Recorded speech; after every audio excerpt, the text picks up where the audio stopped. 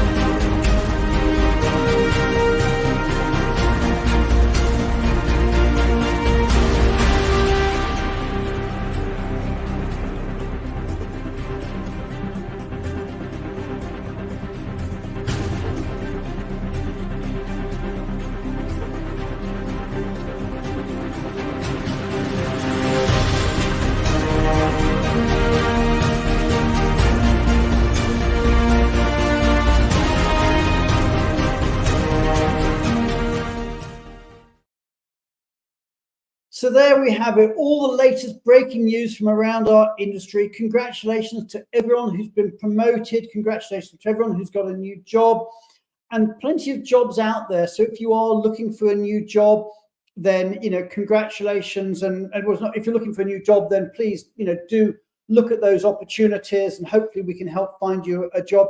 Similarly, if you are recruiting, then let us know, and we will see if we can post your job opportunity out there for you too. So lots of exciting news in the last 7 days in our industry.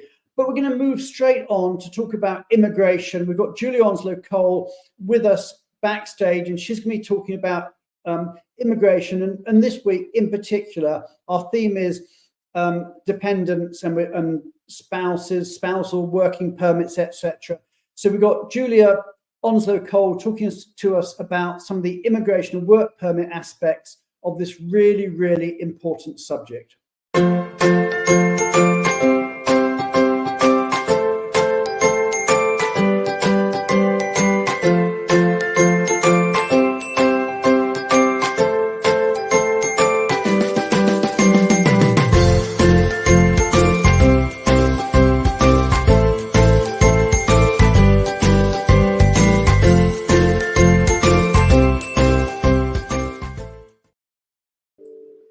Hi, Brian. Hi, Julia. Thank you so much for being with us today. And I know this is a subject that's very dear to your heart. I know you're very closely involved with Permits Foundation, and we'll get onto that in a moment when we bring Siobhan and Gill onto the stage. But from a purely immigration perspective, talk us through some of the issues that you're seeing at the moment. Yeah, thank you, Brian. Yes, I'm really looking forward to the conversation later with Siobhan and with Gill. And I think that, you know, the evidence is overwhelming that if a partner can't work on an assignment, it's very detrimental to the health of the whole assignment, because, you know, the person that's moving for work, they do have their own infrastructure and familiarity because they're working in a kind of similar structure for a similar company. Or even if it's a new company, you know, they're making friends and networking. And I think it's very difficult for the dependent, especially if they can't work. And I'm just going to quickly run through 6 top countries that permits are focused on very much, and there are countries that are really sort of troublesome. The first is Ireland. So in Ireland, the spouses and partners of critical skills employment permit holders and some researchers on hosting agreements and some doctors, they're allowed to work, but not self-employment. But spouses and partners of intercompany transferees, they cannot work. And this is really a standout, you know, poor exception in the whole of the EU region. So permits have been really calling for direct work access, and a number of immigration vendors have been supporting permits on this, and that's something I believe Gill will mention later. But, you know, it should be for Ireland, I think, that intercompany transferees should be able to bring their spouses and partners. And that's quite surprising. Ireland is normally ahead of the curve in many of these things. Yeah, it is very surprising. In the US, the spouses, including same-sex spouses of the L visa, so that's the intercompany transfer visa, and the E, the treaty trader, they can get direct access to employment, including self-employment. And also certain spouses, including same-sex spouses of H-1Bs, can. But, you know, you will recall that they have to get employment authorization documents. And I'm sure you'll remember, Brian, but we talked about all of the problems with spouses getting those documents. It was about 18 months ago, and they're not being able to work or drive or anything. And the US were looking at a new process. But what permits would like to see is they'd like to see direct work authorization for all categories of visas, or certainly a broader category. And also for non-married partners, we don't feel that you should just be restricted to married partners. Absolutely. And then Singapore, they again only restrict direct employment access to certain categories. And even with those categories, they're quite heavy restrictions, and we have actually seen a much more restrictive approach, and so that's an area that permits are focusing on. And just before the show, you heard Tally talk about her own experiences of working in Singapore. It was quite moving about the things that she did because she wasn't allowed to work. China, there's no direct access to employment, and that's a country that we're focusing on. And India, there's no employment visa holders can't extend their permission to work to their partners or spouses, and there is areas where they can't even do charity work. And again, India has been in permits sites for many, many years. We've had a really, really good level of engagement with government. And we also have a strong patron and local network. But the difficulty with the Indian government is it has the decisions and various stages are taken by lots of different departments. And it has really been difficult to get any changes across the line. And also there's trading talks, which the Indian government want to see reciprocity. And finally, South Africa, again, surprisingly, it's not possible for direct work access for spouses of ICTs and critical skills visas. And again, there's ongoing discussions in South Africa. So I just wanted to highlight 6 countries where, permits were focused on, where there was difficulty. Well, thank you so much for that, Julia. So we're talking about 6 countries there, and you talk about Ireland, you talk about the USA, you talk about Singapore, China, India, and South Africa. So a real tour de force, a global tour there of some of the issues and difficulties and challenges that people are facing around the world with, I call them spousal visas, but as you say, in many cases, it's not necessarily a sort of spousal permit. It's maybe not a spousal permit. It may be a dependent partner or even dependent children. And we'll get into some of that in a moment. But we will see you again, Julia, when we get into the main segment of the show, when we're bringing on the Permits Foundation, because you are, of course, one of the founding board members of Permits Foundation. So we will get you back in a few short minutes. But meanwhile, we're going to move on from immigration to our regular tax update. And as ever, I'm super excited. We have with us backstage Julie Barron from Vialto Partners. So everybody, you know how it works. Please hit the heart button, hit the like button, hit the applause button. Let's say a big, big thank you to Julie Onslow-Cole, and let's welcome onto stage Julie Barron.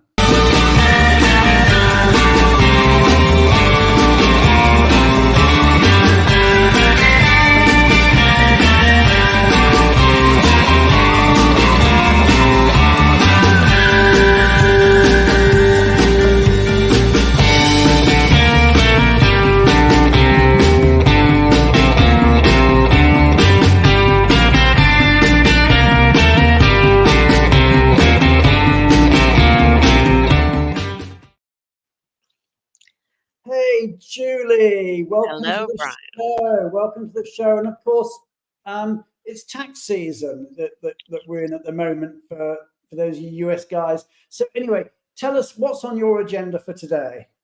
Well, today I'm going to be going down to Australia and just give some updates from Australia. And I'd like to give out a shout out to my colleagues, Jonathan Dunley, Tim Stone, and Hugh Cook, who helped me get ready for this.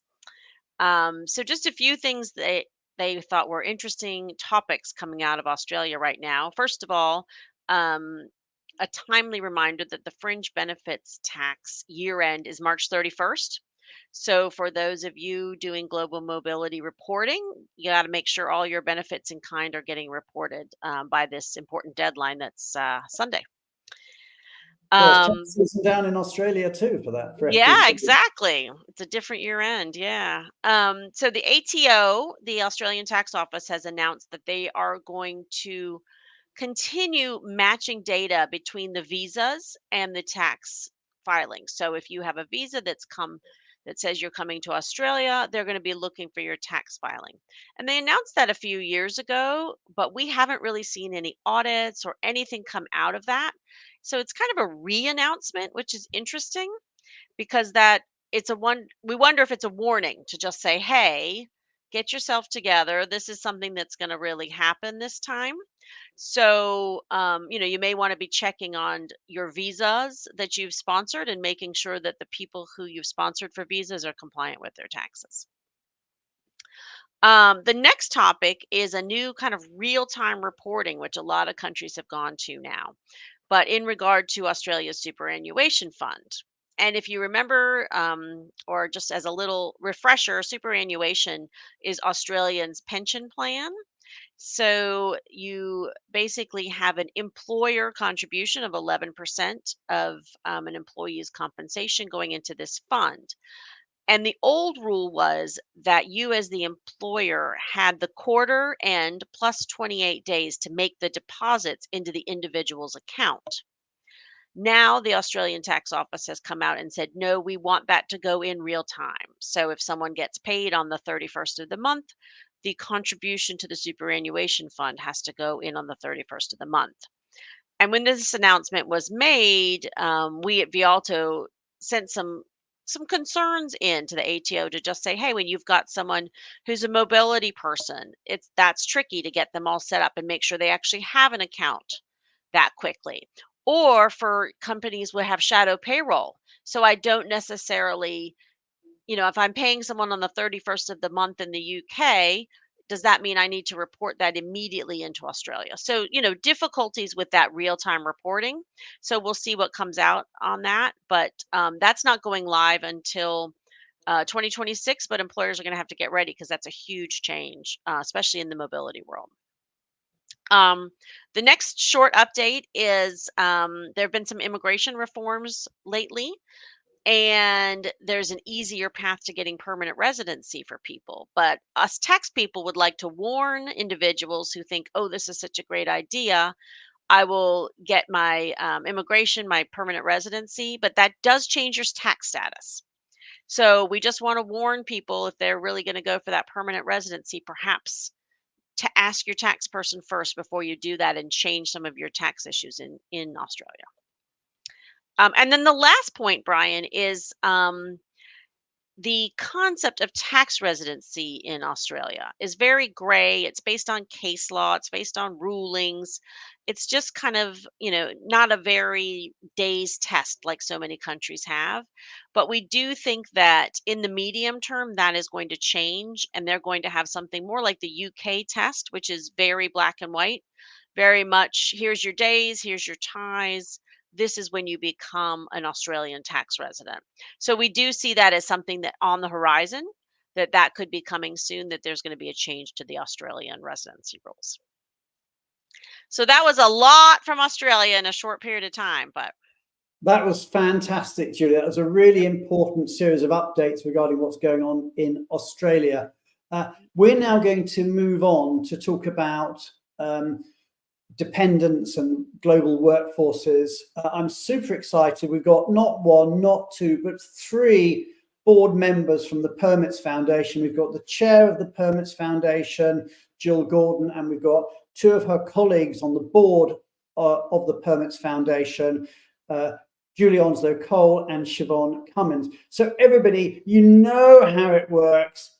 As we get going now, please say farewell for this week anyway to Julie Barron and thank her for all her wonderful tax updates, and say hello to Jill, to Siobhan and to Julia by, in the time-honored fashion, hitting the heart button, hitting the like button, hitting the applause button, and let's talk about dependents.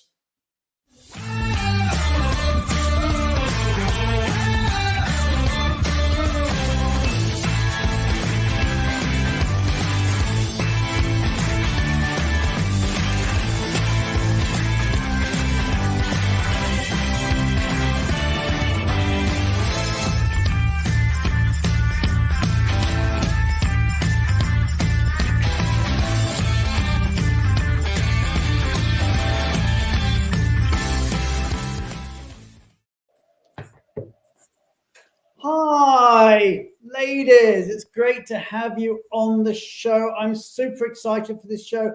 Let's just start off with some introductions. Jill, just tell us a bit about yourself. Sure.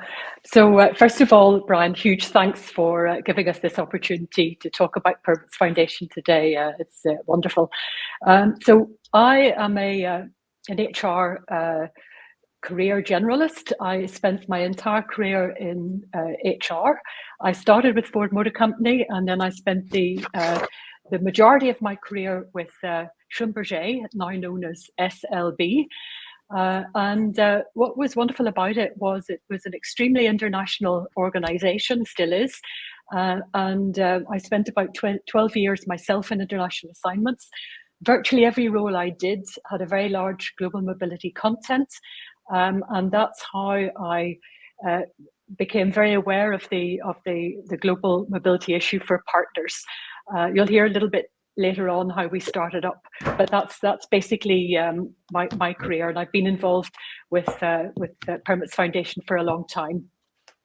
Okay, and Siobhan, tell us a bit. You've been on the show before, but just for anybody who doesn't know you, and I expect most do know you, but tell us a bit about yourself, Siobhan. Thanks, Brian. And like Gill, we're very appreciative that you've given us the airtime today, and looking forward to telling everyone a bit more about permits. So some background on myself. I was an expat kid, lived in 5 different countries, went to 15 different schools, and so somehow I sort of almost naturally went into a career in global mobility. So the majority of my career has been spent either as the head of mobility for a number of different organizations, or I worked for a variety of different consulting firms, ORC, which was subsequently taken over by Mercer, and also Deloitte and EY. And then I was an expat myself in the Netherlands, working for Naspers for 4 years. So I think that's just a quick summary on me. Okay. Now, Julia, everybody knows you, of course, as our weekly immigration guru, and from the stuff you do with Fragment. But just take that hat off and tell us about Julia Onslow-Cole as it relates to the Permits Foundation. Well, I think Siobhan is going to sort of explain the history of everything, but it's always been something that I've been personally, very passionate about. I really passionately believe that it's important that partners have working rights when there is an assignment, and that they should just be given those rights. And it's something in the UK law that's always been there.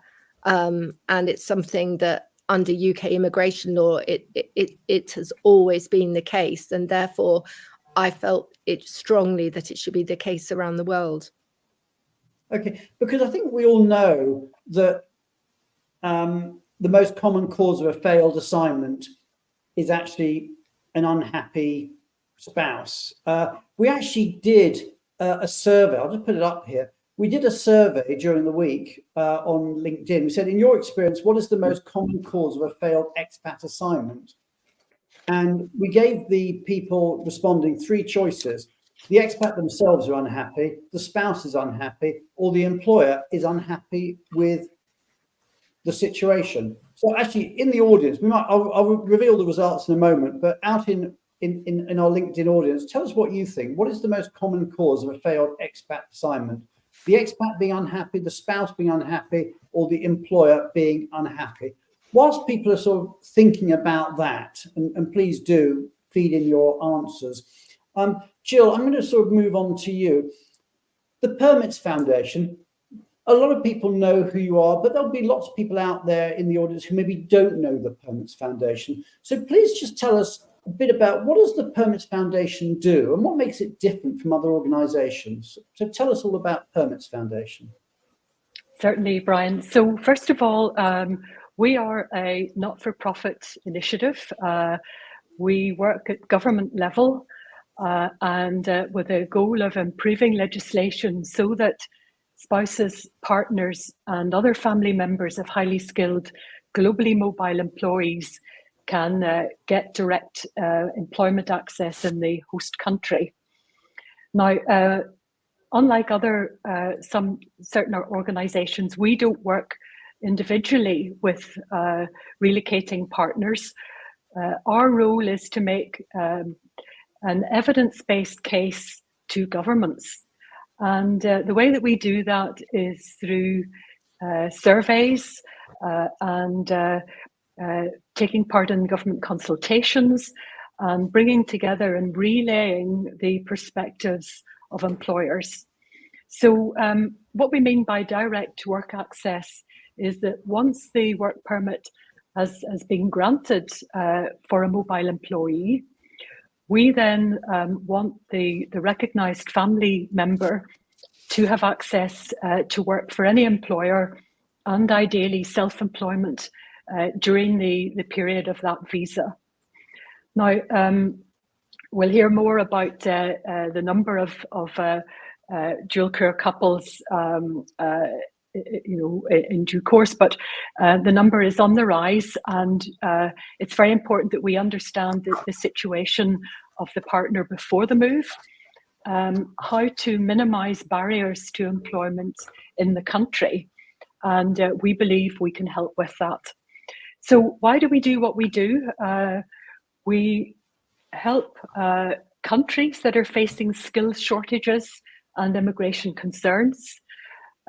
We believe it's very important that we assist companies who need to move and retain their top talent. And we also believe that it's critical for family integration and inclusion. So Permits is in a privileged position. We believe that it's quite unusual to be a bridge between these three different audiences. And we, in fact, are the only organisation solely working on this specific but very, very important issue. That's hugely important, and we'll certainly later on we'll get into how companies can actually help Permits Foundation. As you say, you're not for profit, and it is amazing the work you do. Just actually going back to the question I asked at the beginning, I asked what is the most common cause of a failed expat assignment, and in terms of the answers, let me just put up what the answers are there. So I just put that question up, and the answers here was 12% said it was because the expat was unhappy. A whopping 86% said it was because the spouse or partner was unhappy. And only 2% said actually it was because the employer was unhappy. So this is only sample data, but what it's showing is that the most common cause of a failed expat assignment is, in the view of our viewers, if nobody else, is simply that the partner is unhappy in one way or another. So that's what we really want to get into. So we've talked a little bit about what the Permits Foundation does, and it is amazing. But Julie, if I can just sort of bring this over to you, and let's look at this from the government perspective today and the challenge we all face. Why is this issue so important? Well, I think that if you look at the global situation, you see that there is an amazing war for talent. So all governments around the world are desperate to attract certain talent, and particularly tech talent, people with tech skills. And then on the other hand, all governments are concerned about protecting resident labour. So there's this like weird situation of push and pull on immigration policy. But I think governments also accept the evidence that to attract people, they need to attract the families. They can't just attract individuals, and that post-COVID, people are more hesitant about taking on assignments, just single people, that they're wanting to encourage families. And in fact, another key trend across the world is that governments want to not only attract families, but they want to attract people to stay permanently in their country. And so because of this, they sort of get the point that it's really important that the spouse or the partner is able to work. But then on the other hand, they're worried that if suddenly they're giving everybody's partner work permission, that's going to kind of flood the labour market. So it's a very important topic. It's increasingly more important as, time has moved on. When we all started in Permits, the typical assignment was really a man going on a long-term assignment for 3 years and his wife not wanting to work and her staying at home looking after the children. Things have changed radically since then. And so governments accept that, you know, things have changed, they need to attract the family by giving this. But on the other hand, you know, they also need to protect the resident labour. Absolutely, because I suppose just societally, there's a lot more dual career families. So the spouse who isn't being transferred, not only family losing out financially, but spouse is losing out on their career progression and their self-worth, if their feeling of self-worth. Now, that's not to say, of course, that, and I think it's a point Jacqueline actually Van Haften made to me during the week when we were chatting, is of course, you know, a lot of people moving abroad, maybe they don't want to work immediately. Exactly. People shouldn't be forced to want to work. Exactly. Do want to work, should be allowed to work. Exactly. Yeah. I mean, I think we're going to talk about it later, but there is some really good examples of all of what you've just said. Absolutely. So this is a hugely important issue. And just tell us a bit about it, Siobhan, maybe going back to the beginning. This is a corporate initiative, and it's a long-standing one. I think you've been going for 23 years, Permits Foundation, I think you were telling me earlier. So tell me, how did it all begin and what happened? How did Permit Foundation start? I've got this idea of the three of you sort of sitting in a bar somewhere, having a gin and tonic, thinking, oh, we need to do something. I'm sure that's right. How did it all start? That's probably true, actually, Brian. But now how it started, and as you said, is, you know, it's about 23, 24 years ago. Julia, myself, and Katie van der Veld-Carlton, who subsequently became the director of the Permits Foundation, we were at a conference in London called Women on the Move, and the focus of that event was very much on dual careers and, you know, partner employment, etc. And I think during the conference, we were putting our heads together, and we really wanted to do something that would make a difference, to really help partners to be able to work. And I think Julia mentioned at the time, you know, the sort of the classic expat at the time was husband, wife, and 2 children going on an assignment. But demographics were also changing at that time, and you saw a lot more women working in more senior positions in organizations. So it wasn't just the fact that the family would lose the income, it was that the spouse, you know, the partner would lose their career opportunity. And also, I think companies started to realize that because of this issue, there was assignment turn down, there were more assignment failures. So we sort of decided to grasp this issue. I don't think we really knew what we were going to do at the time, but we organized this meeting in the Netherlands with the help of Shell, who subsequently became a sponsor and have been a major partner to the Permits Foundation. And we had this meeting and we decided that we would establish the Permits Foundation. And so we set it up as a stichting, not-for-profit foundation in the Netherlands. And since that time, we've done a lot of work in advocacy. And I think there's around 30 countries where we've had either a direct or supported change in that country to enable direct work access for partners. And today we have around 43 companies who are sponsors to us. We're very appreciative of the support they give us, because without our sponsors, permits wouldn't exist. So we continue, as I'm sure, as we go through. Sorry.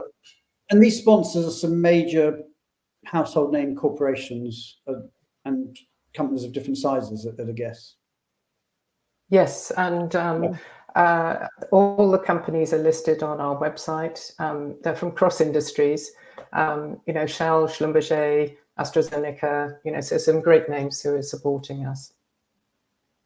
Okay, so let me just move on the conversation. I mean, you could argue in some ways that this is a bit of a niche subject. And what I mean by that is that mobile employees themselves are probably a fairly small percentage of the workforce, and then spouses of or partners of mobile employees are a subset of even that. But it has a knock-on impact in a number of other areas like talent acquisition, talent attraction, DE&I, health and well-being, employee experience.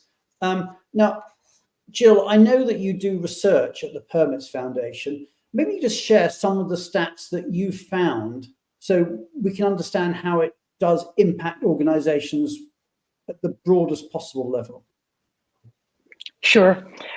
So yes, indeed. I mean, this affects so many organisations in one way or another, and some of the facts are really quite interesting. We do surveys on a regular basis. So just to give you, one stat, to start off with, 88% of partner respondents to our last survey hold a bachelor's degree or higher. Many with masters, many with PhDs. So this is a very highly talented pool of labour. They are generally highly skilled, as well as their mobile partner who gets the transfer in the first place. Then, another very interesting fact is that only just over half, 53%, are not employment in the host country, but actually 84% of them want to be. In this particular survey, 84% wanted to be employed, and that's an enormous gap. That's a 30% gap. Yeah, you've got 84% of those people who weren't employed want to be employed. So they're sitting there getting presumably increasingly unhappy and frustrated that they cannot work. And that is a recipe for a failed assignment. Very much so. So you can just see the frustration there starting to build. And then if we look at the link then between attracting talent, to an assignment and then retention, if we look at 26% of the partners that replied to us in our survey were considering leaving the host country due to the work access issues. So that's a quarter of all moves that are potentially affected. 26% were considering leaving, and of course, if the partner leaves, then the employee leaves with them. So, yes, is very active failed assignment territory. Yeah. Yes, very much so. And you disrupt children's education, if you have to pull them out of school again and all that sort of stuff. We also found that 44% of companies had employees that had returned home early from an international assignment in the past 3 years. So again, if you look at the impact of all of those employees returning early, the cost, the difficulty for companies in trying to replace them quickly, it has a knock-on effect, a kind of a ricochet effect through a company. So something to be avoided if possible. So those are...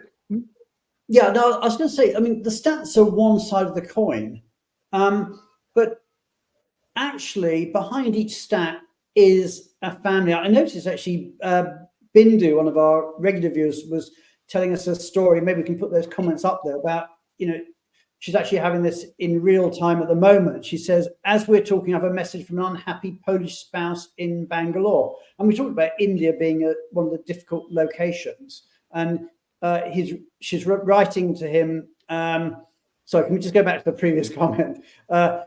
Venting about how she isn't fitting in at all.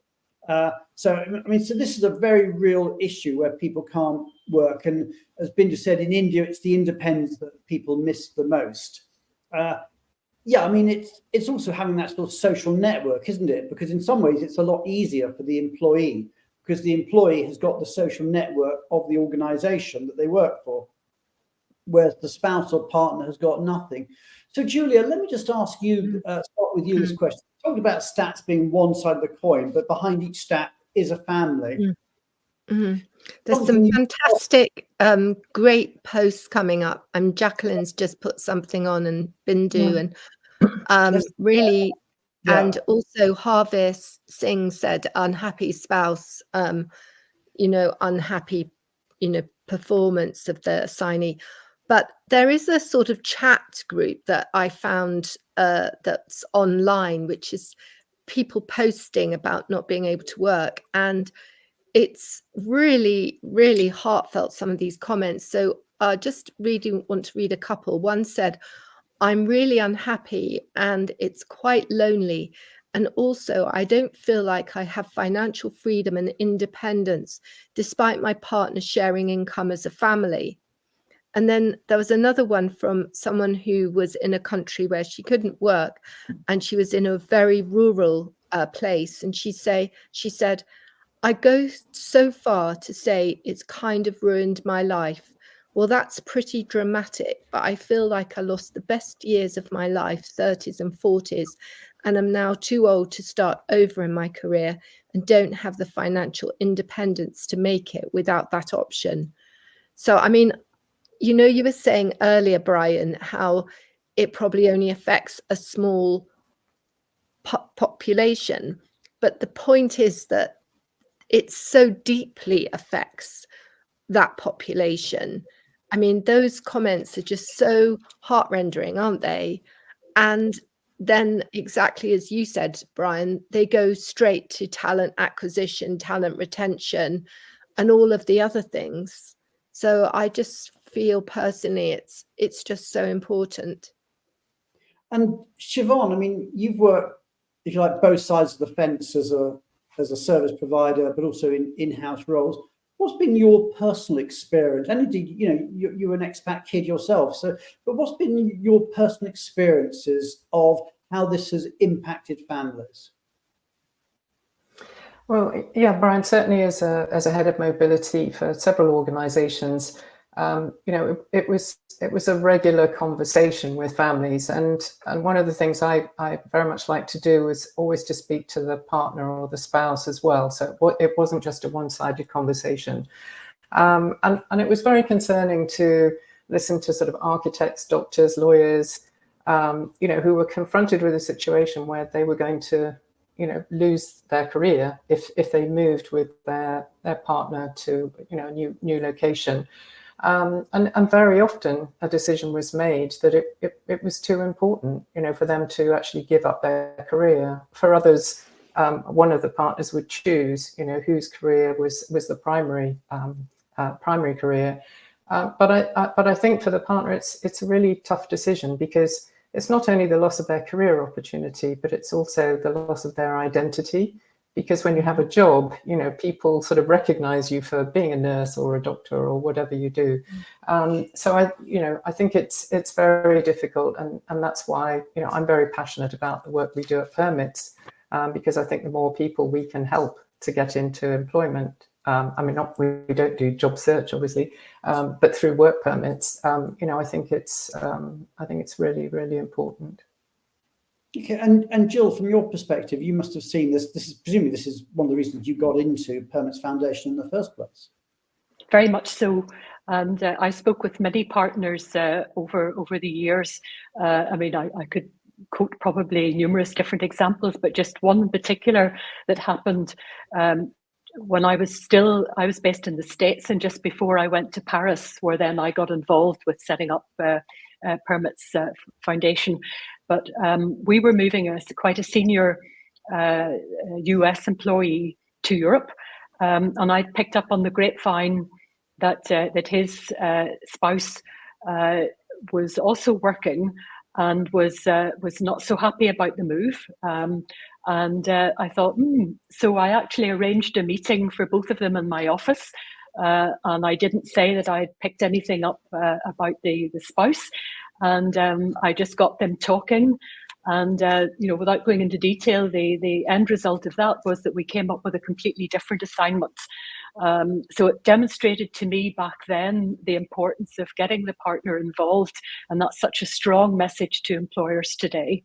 Mm-hmm. Okay. I mean, obviously, Permits Foundation and the world has made huge progress since you were founded in 2001. So that's 23 years ago. But let's just talk about that. Let's just talk about some of the successes, some of the advocacy and progress that has been made so far. I mean, back in 2001, I think you mentioned that only a handful of countries allowed direct work access, and it's now circa 40 countries that do that. So tell us about the success stories and give us examples, what you mean by advocacy and, what Permits Foundation has actually, done on the ground and the successes that it's achieved. And kudos to you for those. Sure. So obviously, trying to get success in this area is what we would call a long road. You need to have a lot of patience and a lot of persistence. But we have made sometimes numerous small changes, and then all of a sudden we get a big one. We've always done it in collaboration with governments, with our sponsor companies, with other organizations. It's so important that we all work together on this. So if we would pick out some of our key successes, certainly we have to talk about successes at EU level. Way back in the early 2000s, we started getting some initial breakthroughs on countries like the Netherlands and France, but we thought it's time that we start going to EU level.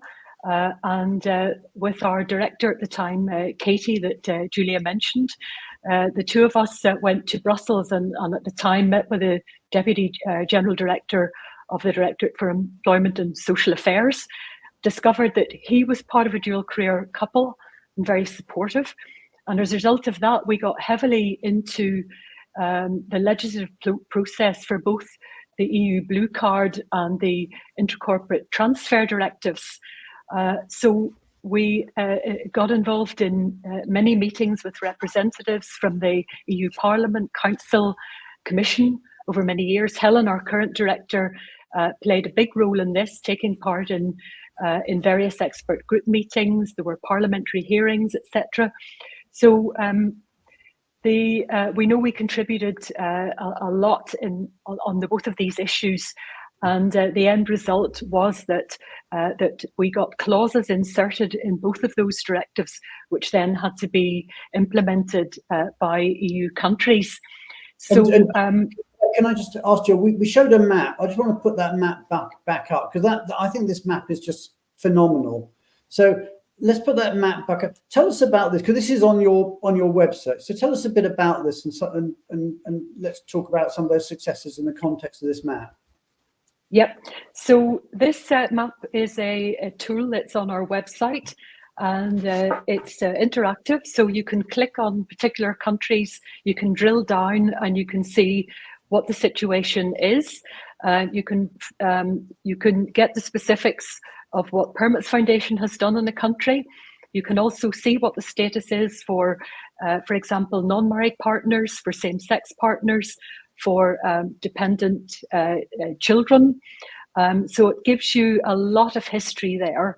And we believe it's an extremely useful tool for companies and also for partners themselves. We've had many partners tell us that they find this extremely useful. Yeah, so just moving, sorry, Brian, go ahead. We'll take the map off screen now, but for anybody who wants to use the map, I think we just put a link up on LinkedIn. It is incredible.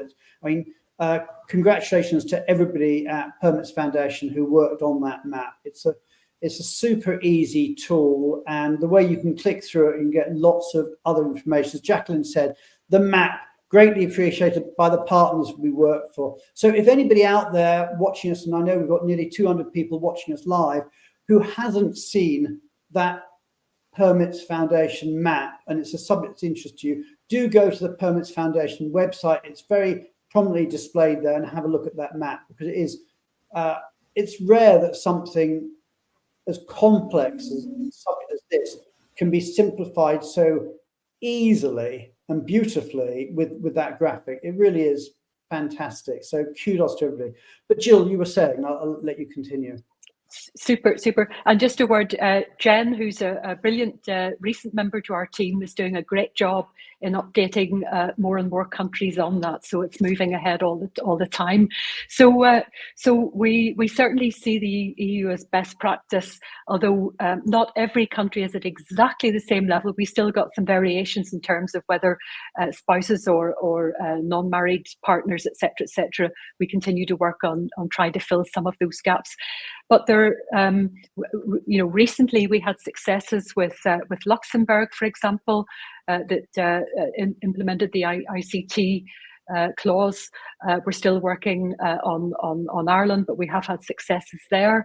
And Brazil was a big one. That was our first big breakthrough in Latin America, for example, back in 2017. So, if you look around many continents now, you will see countries that have turned green. And we just have to keep building on that. If you can get one breakthrough in a continent, very often that will help you break into other countries, which is great. So there's like influencer countries in the same way there's influencer people that, some countries sort of goes ahead and goes, Jeremy Chandler just clicked on the link and the map is fantastic. I tell you, Jeremy, the more you look at it, the more you'll play with that, the more you'll find in there. It is a fantastic resource. But let's move on the conversation. I want to ask you a question. I'll start with you, if I may, Julia. We've talked about we've talked about the US, and we've mentioned the fact that there are issues in the US, not so much with spouses, but with partners, non-married partners. But also, one of the things that I know that Permits Foundation is very good at is working in collaboration with other organisations. Yes. So maybe just tell us about how you work together collectively with other organisations, and maybe give us an example or two of that. Yes. Well, I think the thing is that very few countries will just, take one group and say, oh, well, we'll change. It's very much combined effort. And I really do feel, and I don't know, probably she's not listening, but I'd love to give a big shout out to Lynn Shotwell. Formerly at RC, of course, and well known to everybody. Yes. Formerly at WERC, formerly at SHRM, and before that at ACIP. And I would say that she was the person that really spearheaded the whole change in the US and really did that. We kind of, supported Lynn from an early start. We were very supportive and we weighed in with, our survey. But, it was really important that we were just, we had, gave Lynn the support, but we could certainly have not made any changes on our own. And I do like to think that our support helped Lynn. I know another really good example is the UK, where some years ago there was, a big threat to dependence. And in fact, even now it's not quite as good a position as it used to be. But Permit Survey was very, very influential in the government thinking at the time. And the person at that point who headed the Migration Advisory Committee and the Immigration Minister, who I believe was Mark Harper, actually, and I actually saw him and did a presentation with him this week because he's now Minister for Transport. And he actually said to me, oh, you gave me such a hard time when I was Immigration Minister. But I remember, which I probably did, but I do remember that he was very, very impressed with the evidence on our survey. And it was very, very influential behind closed doors. And in some ways, it's not such an obvious win, because we didn't win anything in that we achieved the status quo. But achieving the status quo can be as important as and protecting the status quo as a new change in the law. So that's amazing. We've got about 5 minutes left, and I've got a couple of questions I want to sort of just focus in on. So I'm going to move the conversation on, if that's all right. I've already got two questions. The first one I'll sort of aim at you, Gill, which is, where next?